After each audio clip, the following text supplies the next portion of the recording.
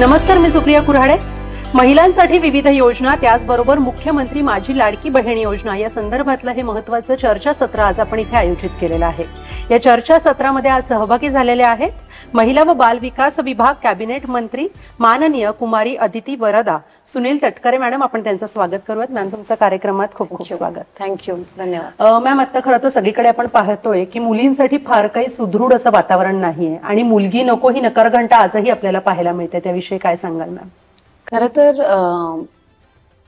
मुलगी झाली की किती ठिकाणी आनंद असतो, किती ठिकाणी निराशा होत असते, हे आजही दुर्दैवाने आपण अनुभवत असतो. पण बऱ्याचशा आपण कालावधीपासून आता बघतोय की हळूहळू त्याच्यामध्ये बदल व्हायला लागलेला आहे.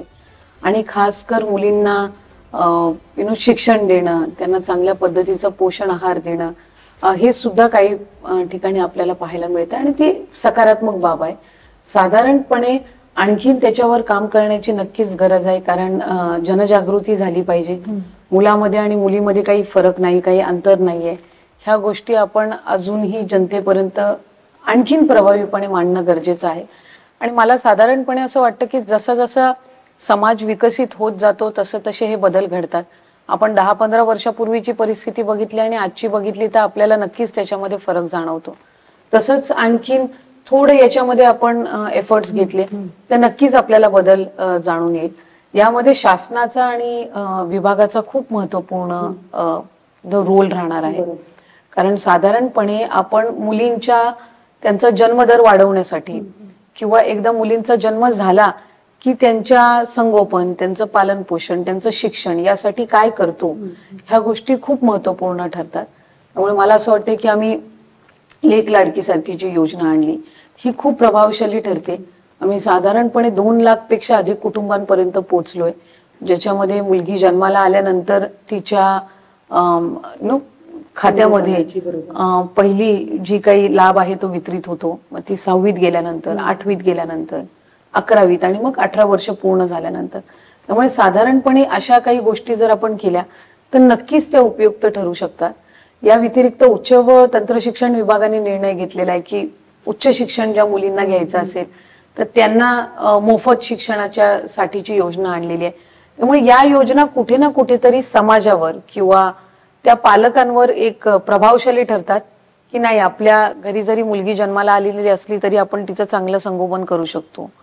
तिला 8वी नंतर 10वी नंतर काही आपल्याला शाळेतून काढण्याची आवश्यकता नाही. ह्या सगळ्या गोष्टी खूप महत्वाच्या असतात.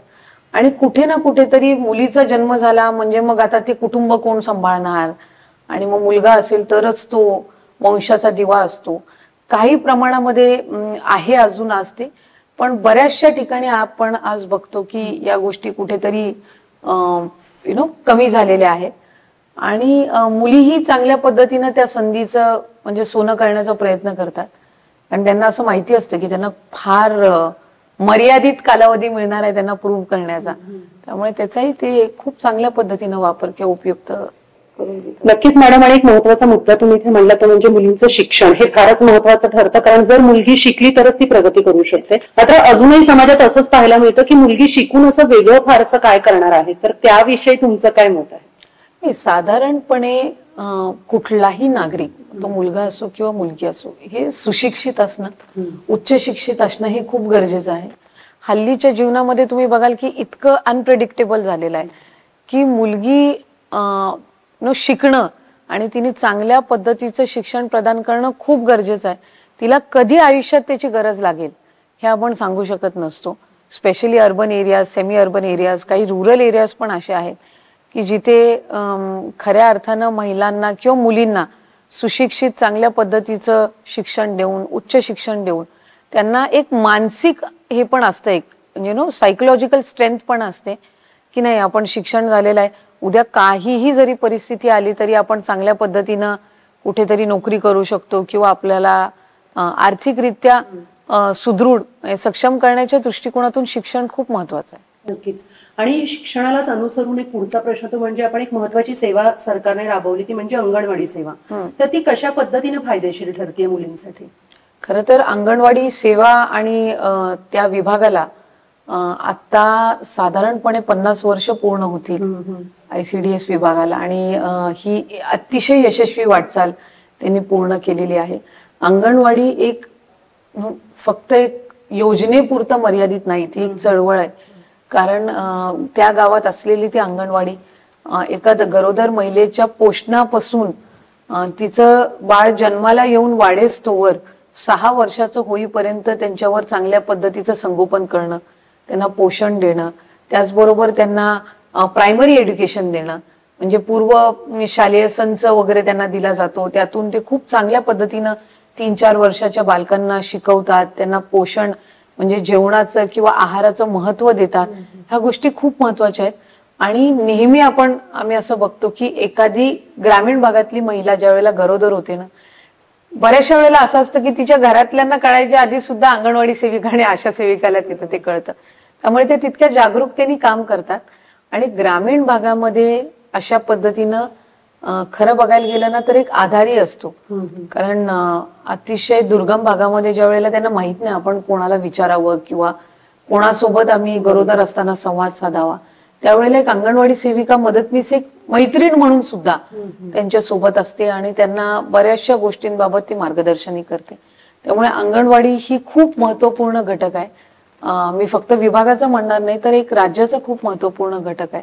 आणि आज साधारणपणे राज्यामध्ये 2 लाख अंगणवाडी सेविका आणि मदतनीस कार्यरत आहेत. त्यामुळे ही खूप महत्वपूर्ण बाब आहे. निश्चितच. आणि अंगणवाडी जेव्हा सेवा सुरू झाली त्याच्यानंतर मुलींचा जो शिक्षणातला दर आहे तो किती प्रमाणात साधारण वाढला? साधारणपणे ह्या सगळ्या गोष्टी इंटरकनेक्टेड असतात. अंगणवाडी ही मुलीमध्ये आणि मुलामध्ये भेदभाव करत नसते. त्यामुळे येणारी सर्व बालके ही आमच्यासाठी समान असतात. त्यांना चांगल्या पद्धतीनं पोषण देणं, त्यांच्या आरोग्याची वेळोवेळी तपासणी होते की नाही हे बघणं, त्याचबरोबर त्यांची ग्रोथ मॉनिटरिंग करणं, म्हणजे त्यांची उंचीपासून त्यांचं हेल्थ या सगळ्या बाबींबाबत किंवा वजन एक साधी गोष्ट असते त्याबाबत सुद्धा तपासणी केली जाते. चांगल्या पद्धतीनं रजिस्टर मेंटेन केलं जातं. त्यामुळे या सगळ्या गोष्टी करत असताना त्या समाजामध्ये जनजागृती सुद्धा करतात अंगणवाडी सेविका आणि मदतनीस. त्या एखादी महिला ज्या वेळेला गरोदर होते त्यावेळेला तिला ही गोष्ट पटवून देणं की तुला ह्या गोष्टीची काही चिंता करायचं कारण नाही की मुलगा होणार आहे का मुलगी होणार आहे. आणि स्वाभाविकरित्या एखादी महिला गरोदर असताना त्या चर्चा होतातच किंवा काय, पण त्याच्यातून तू मानसिकरित्या अजिबातही काही तणाव घेऊ नको, खचून जाऊ नको, किंवा मुलगा आणि मुलीमध्ये काही फरक नाहीये, ह्या गोष्टी कुठे ना कुठेतरी ती माता किंवा भगिनी गरोदर असल्यापासूनच तिच्यामध्ये हे विचार रुजवणं खूप गरजेचं आहे. कारण त्या बाळाच्या आयुष्यामध्ये ती मुलगी असो अथवा मुलगा असो तिच्या आईचं स्थान खूप उजवं असतं आणि आईनी सुदृढ राहणं हे सुद्धा तितकंच महत्वाचं असतं. त्यामुळे गरोदर असताना त्या मातेला चांगल्या पद्धतीनं आहार देणं, तिला अनेक प्रेग्नेन्सीच्या बाबत गोष्टी समजावून सांगणं. कारण बऱ्याचशा वेळेला पहिली प्रेग्नेन्सी ज्या वेळेला असते त्यावेळेला आजही आपल्या इथे 19-20 वर्षाच्या 21-22 वर्षांच्या मुली असतात की ज्या लग्न झाल्यानंतर पहिल्या वर्षात किंवा 2 वर्षातच प्रेग्नेंट होतात.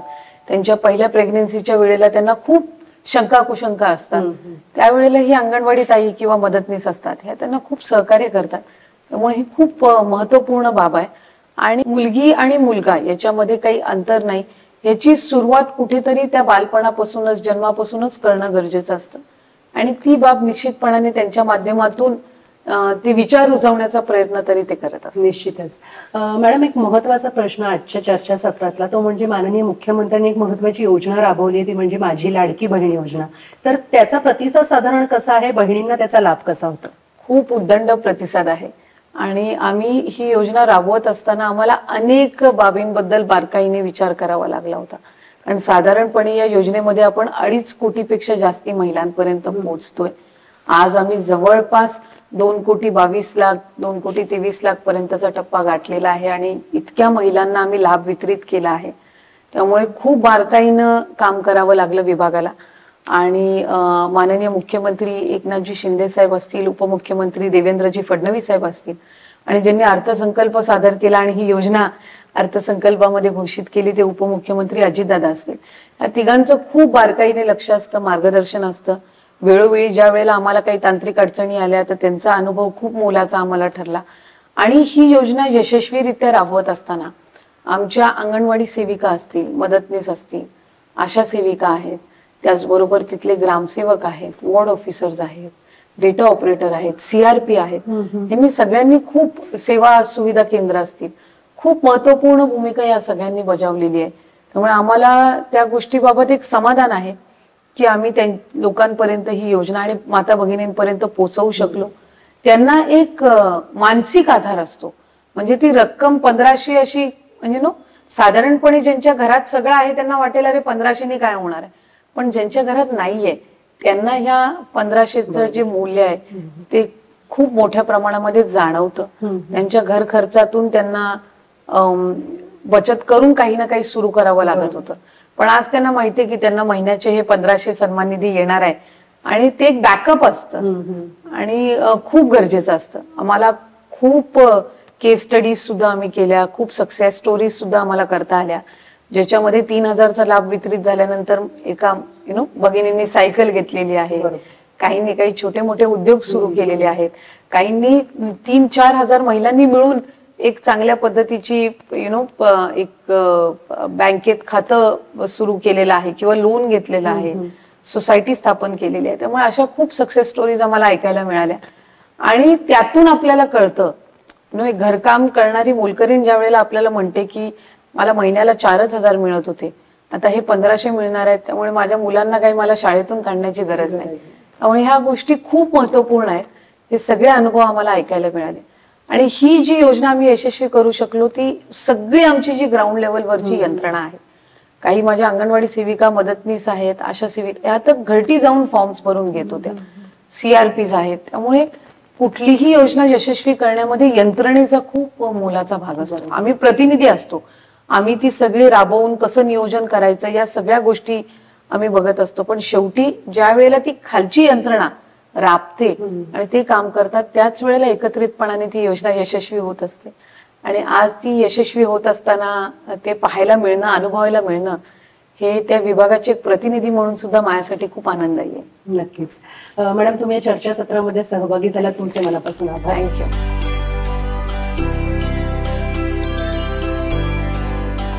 आज या चर्चासत्रामध्ये सहभागी झालेले आहेत माननीय सचिवजी डॉक्टर अनुप कुमार यादवजी. त्यांचं आपण स्वागत करूयात. सर, तुमचं कार्यक्रमामध्ये खूप खूप स्वागत. मुख्यमंत्री माझी लाडकी बहीण योजना ही योजना खरं तर महाराष्ट्र राज्यामध्ये एक अत्यंत महत्त्वाकांक्षी आणि लाडकी बहिणींचे जीवनामध्ये एक आधारभूत परिवर्तन करणारी अशी ही योजना आहे असं मला वाटतं. आपल्याला माहिती असेल की ही जी योजना आहे याच्यामध्ये भगिनींचे खात्यामध्ये 1500 रुपये दरमहा म्हणजे वर्षाचे 18,000 रुपये त्यांचे खात्यात जाणार आहे आणि DBTचे माध्यमातून ही प्रक्रिया जी आहे म्हणजे सरळ त्यांच्या खात्यामध्येच पैसे जाणार आहे, मध्ये कोणी असणार नाही. अशा प्रकारे महाराष्ट्र राज्यामध्ये सुमारे जे महिला भगिनी आहे ज्यांचं उत्पन्न 2.5 लाखापेक्षा कमी आहे अशी सुमारे 2.5 कोटी महिलांच्या खात्यामध्ये दरमहा 1500 रुपये हे DBTद्वारे पाठवण्याची ही योजना आहे. तर अत्यंत महत्त्वाकांक्षी, अत्यंत मोठी स्वरूपाची ही योजना आहे आणि खरोखर मला आनंद वाटते की ही योजना जुलै महिन्यापासून सुरू होऊन आज ते 3ऱ्या महिन्यामध्ये आपण बसलो आहे. तर 1,60,00,000 महिलांच्या खात्यामध्ये जुलै आणि ऑगस्टचे जे पैसे आहेत ते DBTद्वारे गेलेसुद्धा आहे. आता या महिन्याचे ते DBT पुश जे आहे ते आपण 29 तारखेला आपण नियोजन करण्यात आलेलं आहे. त्याच्यामध्ये जुलै, ऑगस्ट आणि सप्टेंबर ह्या 3 महिन्यामध्ये जे भगिनी आपली या योजनेची लाभार्थी झालेली आहेत तर त्यांचे अकाउंटमध्ये आपण DBTच्या माध्यमातून पैसे वर्ग करण्याचं नियोजन केलेलं आहे. ही योजना खरं तर जर बघायला गेलो तो याच्यामध्ये एक महिलांचे खात्यामध्ये पैसे जाणे एवढंच स्वरूप नाही आहे. त्याचे मागचा जे उद्देश आहे ते अत्यंत विस्तृत आहे, मोठा स्वरूप आहे असं मला वाटते. कारण की जे महिला भगिनी आहेत तर त्यांच्या सामाजिक आणि आर्थिक जे सबलीकरण आहे, एम्पॉवरमेंट आहे ते जे आहे या योजनेच्या माध्यमातून साध्य होणार आहे. किंवा काही आता 2 महिन्याची काही सक्सेस स्टोरीजसुद्धा आपल्या समोर आता यायची सुरुवात झालेली आहे. काही महिला भगिनींनी 18,000 एक महिन्यामध्ये 18,000सुद्धा याच्यामध्ये कमावलेले आहे.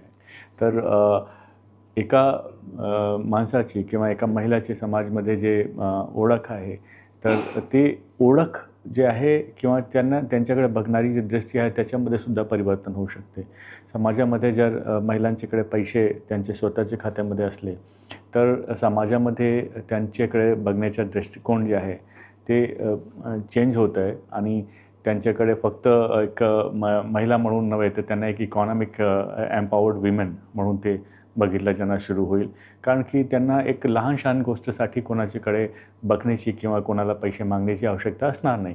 उलट त्यांच्या खात्यामध्ये पैसे असल्यामुळे ते बाकी लोकांनासुद्धा, परिवाराचे, कुटुंबाचे बाकी लोकांनासुद्धा त्याच्यामध्ये मदत करू शकतात. काही महिलांनी याच्यामध्ये मुलींची शाळेची फीस असो किंवा दैनंदिन राशन असो अशा प्रकारची जे गोष्ट आहे त्याच्यामध्ये सुद्धा त्यांनी याचा वापर सुरू केलेला आहे. त्याशिवाय काही महिलांनी याच्यामध्ये बचत गट जे आहे तर बचत गटामध्ये जे अगोदरच ज्या महिला याच्यामध्ये सदस्य आहे कुठल्या बचत गटाचे त्याच्यामध्ये त्यांनी याच्याच 1500 रुपये अजून त्यांनी टाकून ते त्यांचा व्यवसाय आहे ते त्याला अजून चांगलं करण्याचा पण सुरू केलेलं आहे. ते इकॉनॉमिक एम्पॉवरमेंट हे त्याच्या एक अत्यंत महत्त्वाचा हेतू आहे. सोशल एम्पॉवरमेंट होतं आहे आणि इकॉनॉमिक एम्पॉवरमेंटसुद्धा होतं आहे.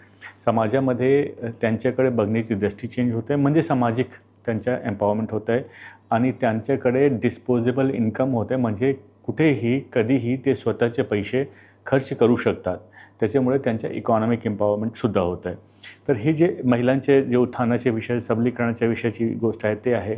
त्याशिवाय हे जे पैसे आहे त्याच्यातून जे विशेषतः ग्रामीण भागामध्ये जे अर्थव्यवस्थेचा चक्का आहे म्हणजे इकॉनॉमिक सायकल आहे तो पण अधिक गतीने याच्यामध्ये मूव्ह होणार आहे, चालणार आहे असं पण मला वाटते. कारण की आता जसं एका महिलाने काही बचत गट केला, त्यातून काही उद्योग केला तर त्याच्यामध्ये उद्योग जे आहे त्याच्यामध्ये वस्तू विकत घेणे, त्यांना मग परत फिनिश्ड प्रोडक्ट ते बाजारामध्ये जाऊन ते बाजारपेठमध्ये त्याला विकणे, हे जे आहे इकॉनॉमिक सायकल जे आहे त्यातून हे होणार आहे.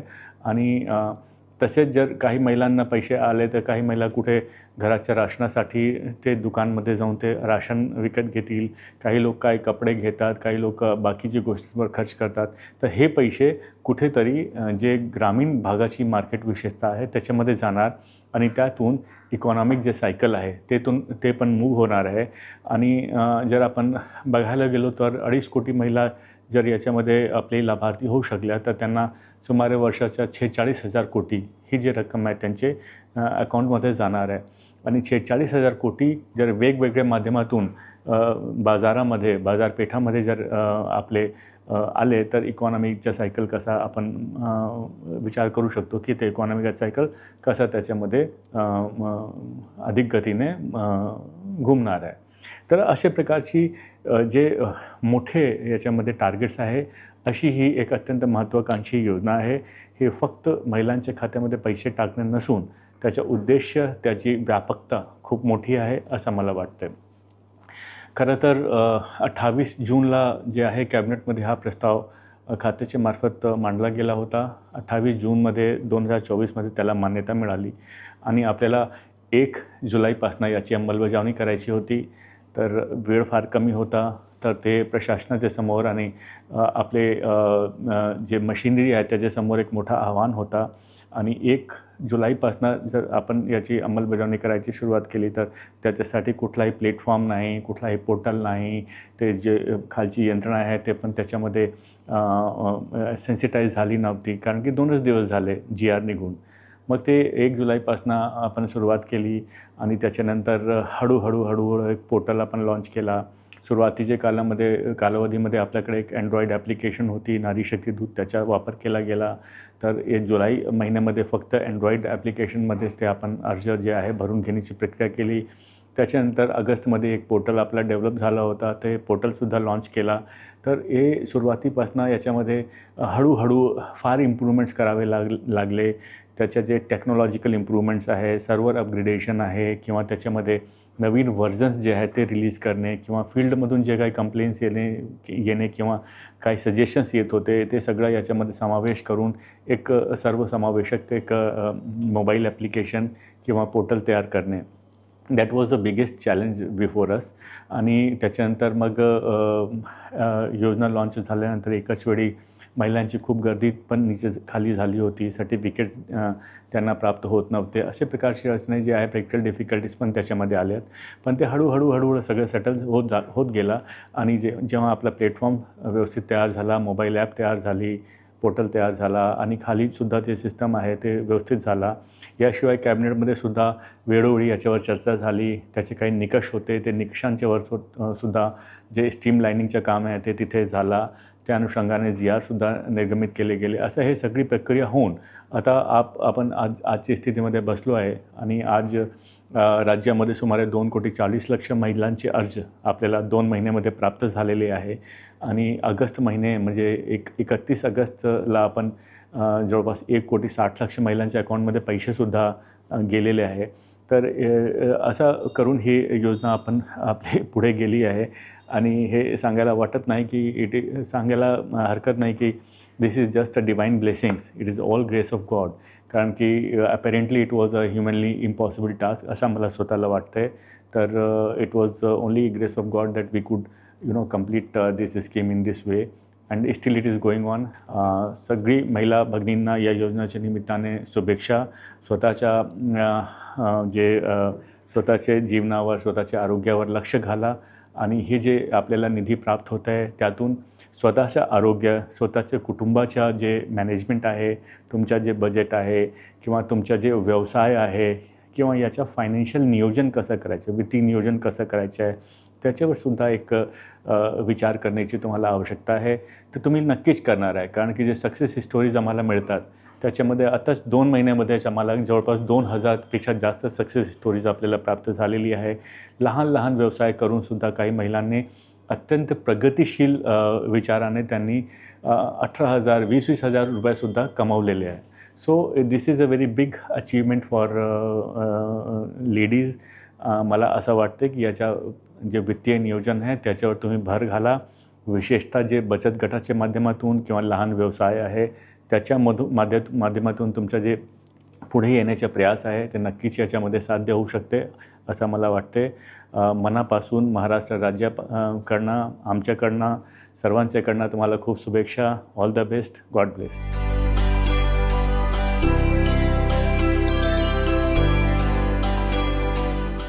मुख्यमंत्री लाडकी बहीण योजना ही महिला व बाल विकासाची विभागाची फ्लॅगशिप प्रोग्राम आहे. आणि 2.5 लाखाच्या पेक्षा कमी उत्पन्न असलेल्या आमच्या सगळ्या ज्या भगिनी आहेत, ज्या महाराष्ट्राच्या रहिवासी आहेत, प्रत्येक भगिनीला जवळपास 1,500 रुपये एवढा सन्मान निधी आपण देतो. आणि हा सन्मान निधी सरळ आपण त्यांच्या खात्यात DBT द्वारे देत असतो. ही नोंदणी अजून सुरू आहे आणि आम्ही त्याच्यासाठी एक प्लॅटफॉर्म तयार केलेला आहे. त्या प्लॅटफॉर्मवर ऑनलाईन कोणतीही आमची भगिनी स्वतः नोंदणी करू शकते किंवा अंगणवाडी ताई यांच्याकडे जाऊन त्यांच्या मदतीनं ही नोंदणी आपण करू शकतो. मुख्यमंत्री माझी लाडकी बहीण हे आपण जर वेबसाईटवर टाकलं तर तो गुगलमध्ये तो प्लॅटफॉर्म येतो आणि मग त्या प्लॅटफॉर्मवर आपण लिंक करून आपण आतमध्ये त्याच्यामध्ये जाऊ शकतो. या महिन्याच्या शेवटीपर्यंत ती योजना लागू राहणार. ही योजना फक्त ऑनलाईन आहे. आपण सुरुवातीच्या काळामध्ये थोडा वेळ ज्यावेळेस मोठ्या प्रमाणावर अर्ज होते त्यावेळेस एक सुरुवातीचा जवळपास 1 हफ्ता आपण ऑफलाईन केलं, त्या सगळे अर्ज आपण ऑनलाईन केले. परंतु आता ही योजना अत्यंत स्टेबलाइज झालेली आहे. मुख्यमंत्री लाडकी बहीण योजनेचा लाभ जास्तीत जास्त घेता यावा यासाठी आम्ही अनेक सुलभीकरण केलं आहे. एक तर आमचं पोर्टल जे आहे ते अत्यंत सोपी आहे. त्याच्यामध्ये फार काही कागद अपलोड करायची गरज नाही. फक्त 15 वर्षाचा तुमचा रिवाज असल्याचं कोणता पण दाखला चालतो. इव्हन आपलं रॅशन कार्ड जे 15 वर्ष आधीचं असेल इव्हन तो सुद्धा अपलोड केला तरी चालतो. आपल्या ऍड्रेस प्रूफसाठी आपल्याला आधार कार्ड अपलोड आपल्याला करायला लागतो, तो आपल्या सगळ्यांच्याकडे आहे. आधार लिंक बँक अकाउंट जे आहे ते आपल्याला करून घ्यायला लागतं.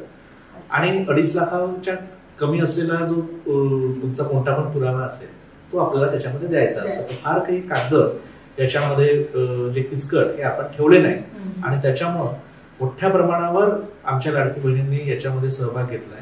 आतापर्यंत जवळपास 2,37,00,000 एवढ्या आमच्या भगिनींनी पोर्टलवर अपलोड केलेला आहे. आणि त्याच्यापैकी जवळपास 1,65,00,000 भगिनींना आपण लाभ हा त्यांच्या अकाउंटमध्ये दिलेला आहे. जवळपास 53 लाख भगिनींना आता आपण या महिन्याच्या अंती आपण ऍडिशनल लाभ देतोय. तर जवळपास 2 कोटीच्या वर आपल्याला या महिन्याच्या अंती आपल्याला लक्षात येईल की जवळपास 2 कोटीच्या वर महिलांना आपण हा लाभ देऊ शकलो.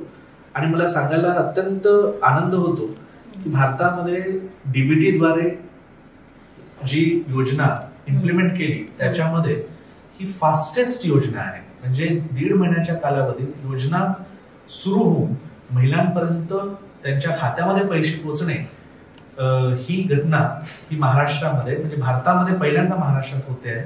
तर याकरता आमची जेवढी काही जिल्हाधिकारी असतील, मुख्य कार्यकारी अधिकारी असतील, म्युनिसिपल कमिशनर्स असतील, महिला व बाल विकास विभागाचा आमचा संपूर्ण स्टाफ, आमच्या अंगणवाडी ताई असतील, या सगळ्यांना मी याबद्दल विशेष धन्यवाद देतो. कारण की त्यांच्या अथक परिश्रमामुळेच ही योजना आज भारतातली फास्टेस्ट डीबीटी योजना म्हणून ओळखल्या जाते. पहिले तर लाडकी बहीण योजनेचं आमचं जे पोर्टल आहे त्या पोर्टलमध्ये जायचं असतं.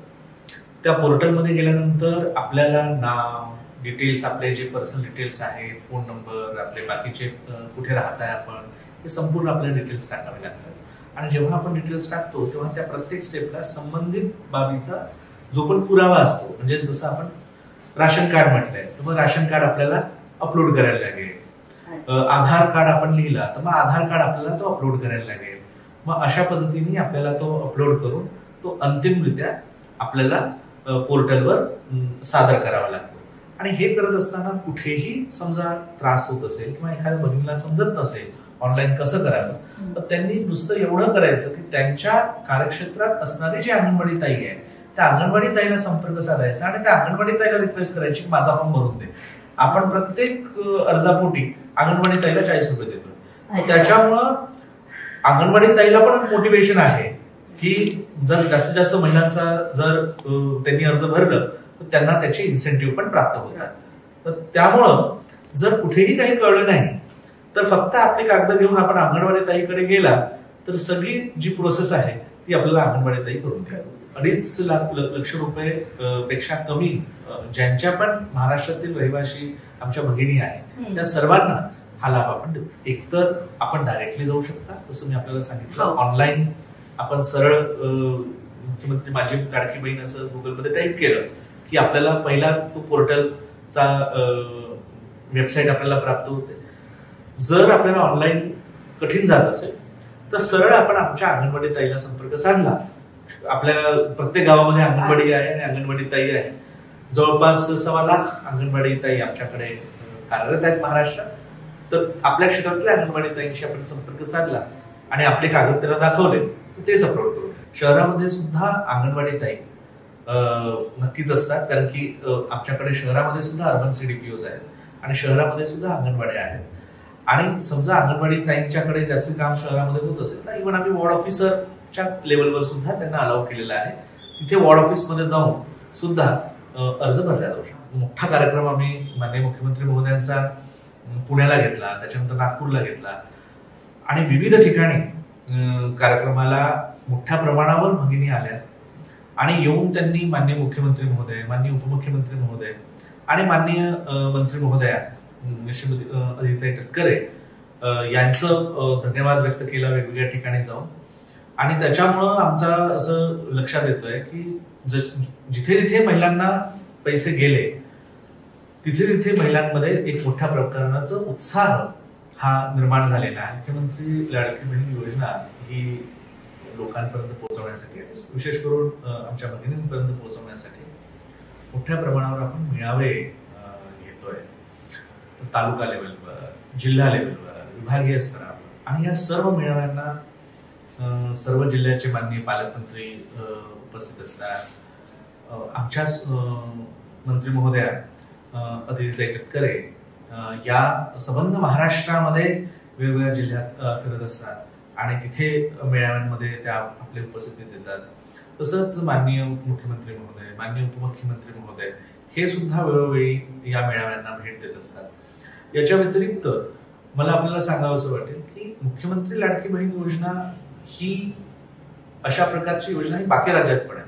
पण आपल्या राज्यात हे थोडं वेगळी आहे. त्याचं कारण असं की मुख्यमंत्री लाडकी बहीण योजना लोकांचा असा थोडासा कल आहे की हा फ्रीबी वाटण्याचं काम आहे आणि महिलांना फक्त आपण पैसे देतो आणि महिला कुठेही खर्च करतील. तर असं नसून मुख्यमंत्री लाडकी बहीण योजना ज्या वेळेस आली त्याच्या आधी आपण मुख्यमंत्री महिला सशक्तीकरण अभियान असा GR काढला आणि त्याच्यानंतर मुख्यमंत्री लाडकी बहीण योजना आली. म्हणजे सगळ्यात पहिले महिला सशक्तीकरणासाठी आपण GR काढला. त्याच्यामध्ये DPCचा 1% हा महिला सशक्तीकरणासाठी ठेवला. त्याच्यामध्ये आपण सर्व प्रकारे महिलांना ट्रेनिंग देणे, त्यांचे उद्योगधंदे उभारून देणे यासाठीचा सुरुवातीचा आपण प्रयत्न केला. त्यानंतर मुख्यमंत्री लाडकी बहीण योजना आपण आणली. त्याच्यामध्ये जवळपास 1,500 रुपये आपण प्रत्येक भगिनीला देतो आणि हे पैसे त्यांना 1,500 रुपये मिळाल्यानंतर या पैशाचा उपयोग हा केवळ त्यांनी कन्झम्पशनसाठी न करता या पैशाचा उपयोग त्यांनी महिला बचत गटांच्या माध्यमातून एकत्र येऊन स्वतःचा उद्योगधंदा उभारावा यासाठी करावं असा पण शासनाचा मानस आहे. आणि त्यामुळं 10 सप्टेंबरला मी परत एक नवीन GR काढली आणि या GRच्या अनुषंगानं प्रत्येक जिल्ह्यामध्ये महिला बचत गटांचे जवळपास 5,000 महिला बचत गटांचे एक मेळावे हे ऑर्गनाईज करण्याचे आम्ही निर्देश दिले. आणि आता प्रत्येक जिल्ह्यामध्ये महिला बचत गटांचे मेळावे होतात आहे. त्यांना आर्थिक साक्षरता, महिलांना तशा महिला आर्थिक साक्षरी असतातच कारण की पुरुषांपेक्षा महिलांना जास्त पैसे जपून त्याचा चांगला उपयोग कसा करावा हे त्यांना माहिती आहेच. ते काही वेगळं सांगण्याची भारतीय महिलांना गरज नाही. परंतु आधुनिक काळामध्ये या पैशाचा उपयोग त्या कशा करू शकतील याचा आम्ही मार्गदर्शन प्रत्येक जिल्ह्यात त्यांना देतो आहे. दररोज आमच्या वेगवेगळ्या व्हिडिओ कॉन्फरन्सेस होतात आहेत. त्यातून आम्ही आमचे जे फील्ड ऑफिसर्स आहेत त्यांना सांगतो आहे एक्सपर्ट्स कोणते ठेवावे, कोणकोणत्या पद्धतीचं त्यांना ट्रेनिंग द्यावं याचा एक पूर्ण आराखडा आपण तयार करून ठेवला आहे. आणि एवढंच नव्हे तर आपण यशस्विनी हा एक प्लॅटफॉर्म तयार केला. आता यशस्विनी जो प्लॅटफॉर्म आहे तो आहे महिला बचत गटांचं ऑनलाईन मार्केटिंग. जे महिला बचत गट जे पण प्रोडक्ट तयार करतात त्यांचं ऑनलाईन मार्केटिंग करण्याचा हा प्लॅटफॉर्म आहे. त्याच्यामध्ये आपण महिला बचत गट आणि महिला फेडरेशन यांना एकत्र करतोय आणि हा प्लॅटफॉर्म जो आहे हा त्यांचाच आहे. मावीन आणखीन महिला व बालविकास विभाग यांनी तो मदतीची भूमिका आहे. परंतु या प्लॅटफॉर्मचं जे ओनर असतील, या प्लॅटफॉर्मचं जे सगळं काही काम करायचं जे आहे हे सगळं जी फेडरेशन असणार यशस्विनीची ते करणार आणि त्यातून मग महिला बचत गटांचे जे पण प्रोडक्ट्स आहेत ते प्रोडक्ट्स ऑनलाईन विकल्या जातील आणि ऑनलाईन येण्यासाठी कोणत्याही प्रकारचे शुल्क नाही. हे टोटली जे आहे हे निशुल्क आहे. प्रतिक्रिया नक्कीच फार उत्साही आहे. मागच्याच आठवड्यामध्ये मी आणि आमच्या सन्माननीय मंत्री महोदया अदिती तटकरे हे आम्ही नागपूरला गेलो. महिलांशी फार चांगला आमचा संवाद झाला आणि आम्हाला काही गोष्टी ज्या कळल्या त्या आमच्या विचाराच्या पलीकडे महिलांनी प्रगती केलेली दिसली. पहिली गोष्ट अशी झाली की काही महिला एकत्र आल्या नागपूरमध्ये जवळपास 3,000 महिला आणि यांनी एकत्र येऊन जो पहिला हप्ता आम्ही जो 3,000 रुपयाचा त्यांना दिला 2 महिन्याचा त्याच्यापैकी 1,000 रुपये त्यांनी वेगळे काढले आणि ते 1,000 रुपये वेगळे काढून त्यांनी स्वतःची पतपेढी सुरू केली, कॉपरेटिव्ह ऑर्गनायझेशन सुरू केली, क्रेडिट कोऑपरेटिव्ह सोसायटी. आणि त्या म्हणाल्या की आता आम्हाला पैसे आलेत ना, आता आम्हाला बँकेकडे जायला नको, आम्ही स्वतःची बँक स्वतः काढू. आणि त्यांनी त्यांची कॉपरेटिव्ह सोसायटी ही रजिस्टर केली आणि आम्हाला रिक्वेस्ट केली की त्या कॉपरेटिव्ह सोसायटीचं आम्ही उद्घाटन करावं. आणि आमच्या मंत्री महोदयांनी त्यांच्या वेळेत वेळ काढून निर्णय घेतला आणि आम्ही तिथे जाऊन त्यांचं उद्घाटन करून आलो. दुसरा आम्हाला फार चांगला एक अनुभव याच्यातून मिळाला की कोराडी देवस्थान आहे नागपूरला, त्या ठिकाणी मुख्यमंत्री सशक्तीकरण अभियान याच्या अंतर्गत आणि मुख्यमंत्री लाडकी बहीण याच्यासोबत कॉन्व्हर्जन्स करून आपण एक अगरबत्ती क्लस्टर महिलांचा तयार करू. त्या ठिकाणी जवळपास 100 महिला या अगरबत्ती तयार करणार आणि त्यांची 100% बायबॅक अरेंजमेंट आपण करू. तिसरं जे आमचा अनुभव आम्हाला सापडला, बहादुरा म्हणून गाव आहे नागपूरला, त्या ठिकाणी आपण महिलांचं टेक्सटाईल गार्मेंट क्लस्टर आपण केलं आणि जवळपास 200 महिलांना आपण 5.5 कोटी खर्च करून गार्मेंट मेकिंगचं जे पण मशीन्स आहेत ते मशीन्स प्रोव्हाइड केले आणि त्यांना सुद्धा 100% बायबॅक अरेंजमेंट, ट्रेनिंग पासून ते प्रोडक्शन पर्यंत आणि प्रोडक्शन पासून ते बायबॅक अरेंजमेंट हे आपण करून दिलं. मला इथे शिक्षण विभागाचा पण धन्यवाद व्यक्त करावा असं वाटतो, कारण सन्माननीय शिक्षण मंत्री केसरकर साहेब आणि त्या विभागाच्या सन्माननीय सचिव आणखी आयुक्त शिक्षण यांच्यासोबत जेव्हा मी भेटलो तेव्हा त्या लोकांनी आमच्या महिला बचत गटांना मदत करण्यासाठी हा निर्णय घेतला की शाळांमध्ये, जिल्हा परिषदेच्या शाळांमध्ये जो ड्रेसेस दिले जातील ते ड्रेस शिवण्याचं काम हे आमच्या महिला बचत गटांना देणार. तर त्यामुळं केवळ हा मुख्यमंत्री लाडकी बहीण योजनेअंतर्गत आपण नुसते पैसे देतो आणि महिला ते पैसे कुठेतरी खर्च करतात असा जो संभ्रम निर्माण झालेला आहे, तर त्याच्या पलीकडे जाऊन या पैशाचा उपयोग या महिला स्वतःच्या सक्षमीकरणासाठी करतात आहे, अशा प्रकारचं चित्र आज आपल्याला दिसतंय. आणि खरं सांगायचं झालं तर हेच वेगळेपण आहे मुख्यमंत्री लाडकी बहीण महाराष्ट्र राज्य आणि अन्य राज्य. माझं एकच आव्हान आहे की या योजनेचा मॅक्झिमम युटिलायझेशन हे आमच्या भगिनींनी करावं. नक्कीच पहिल्या 1-2 महिन्यामध्ये त्यांना ज्या ज्या गरजेची कामं आहेत ती नक्की त्यांनी करावी, परंतु त्यानंतर मात्र जो पण निधी येतो आहे त्या निधीचा उपयोग त्यांनी कॅपिटल इन्व्हेस्टमेंट म्हणून करावा आणि जे 1,500 रुपये देतोय त्याला पुढच्या काही काळामध्ये 1.5 लाख करून दाखवावं.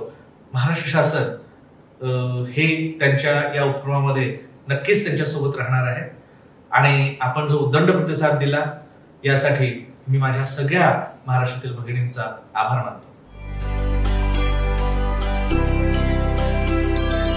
याच चर्चासत्रामध्ये आता आपल्यासोबत जोडले गेलेले आहेत शिक्षण तज्ज्ञ श्री अरुण आगळेजी. आपण त्यांचं स्वागत करूया. सर, तुमचं कार्यक्रमात खूप खूप स्वागत. नमस्कार सर, एक महत्वाची योजना राबवली गेली आहे मुख्यमंत्र्यांकडून, ती म्हणजे माझी लाडकी बहीण योजना. तर एक शिक्षण तज्ज्ञ म्हणून खरं तर मला तुम्हाला प्रश्न विचारावा असा वाटतो की ही योजना राबवण्याची गरज शासनाला का वाटली? सर्वप्रथम मुलींचं शिक्षण आणि महिला सक्षमीकरण या दृष्टीने या योजनेचं महत्व खूप आहे. आपण पहा की आरक्षण किंवा आपण सवलती कोणत्या घटकांसाठी देतो की जो घटक हा समाज प्रवाहापासून दूर आहे, त्या घटकाला पुन्हा समाज प्रवाहाशी जोडायचा असेल तर त्यासाठी काहीतरी मदतीचा हात द्यावा लागतो. आज आपण पाहतो की तळागाळामध्ये राहणाऱ्या, गरीब वाडी वस्तीवर राहणाऱ्या महिला आहेत, या आर्थिकदृष्ट्या सक्षम नसल्यामुळे अनेक समस्यांना त्यांना सामोरं द्यावं लागतं. आपल्याला माहिती आहे की जर आर्थिक सक्षमता असेल तर मानसिक आरोग्य राखलं जातं आणि मानसिक आरोग्य हे शारीरिक आरोग्याशी निगडीत आहे. म्हणून शासनाने जर असा विचार केला असेल की या महिलांना, ज्या महिलांना हा लाभ द्यायचा आहे त्या महिलांचे जे निकष त्यांनी पाहिले तर समाज प्रवाहापासून थोड्या मागे राहिलेल्या महिलांना पुढे आणण्यासाठी हा एक प्रयत्न केलेला आहे. आणि यासाठी महाराष्ट्राचे मुख्यमंत्री, दोन्ही उपमुख्यमंत्री आणि विशेषतः या खात्याच्या मंत्री आदित्यताई तटकरे यांनी घेतलेली मेहनत ही प्रचंड आहे. नक्कीच. सर, आतापर्यंत महिलांसाठी किंवा मुलींसाठी अशा अनेक पद्धतीच्या योजना राबवल्या गेल्या, मात्र या योजनेचं वेगळेपण काय आहे? तुम्हाला एक शिक्षण तज्ज्ञ म्हणून काय वाटतं?